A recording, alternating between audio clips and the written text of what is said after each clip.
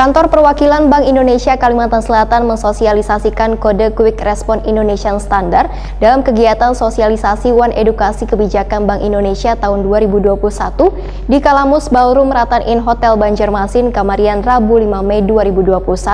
Disosialisasikannya QRIS ini agar mengurangi duit kertas yang banyak tersebar di Indonesia. Pemirsa, berikut untuk kabar selengkapnya.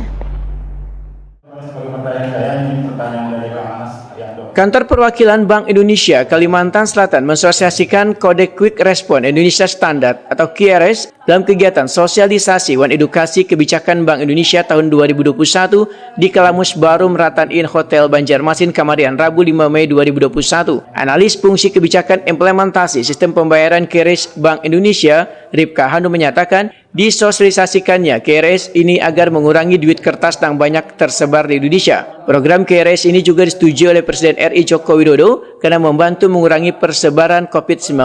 Warga bisa menggunakan kode QRS dalam galeri picture sudah tersedia di handphone. Sedangkan merchant QRS di Kalimantan Selatan, ujar Ripka Hanum, terus bertambah. Hingga 23 April 2021 sudah terdapat 76.345 merchant QRS tersebar di seluruh kabupaten Wan Kota Wan, meningkat sebanyak 6,4%. Peningkatan limit transaksi QRS dari sebulan 2 juta menjadi 5 juta. Dibandingkan pada tahun 2020 lalu, menurut Ripka Hanum, cuma terdapat 71.774 merchant. Selain itu, merchant pada badan layanan umum nangkai di rumah sakit dari 0,7% menjadi 0,4% berlaku sejak 1 Juni 2021. Ripka Hanum menegaskan, QRS dapat mengurangi kontak secara langsung dan memudahkan serta aman dalam bertransaksi. Fungsi QRS juga dapat sebagai pengganti rekening karena pengganti identitas rekening jika diskade, maka duitnya masuk ke rekening yang langsung terintegrasi dalam mobile banking maupun mobile payment.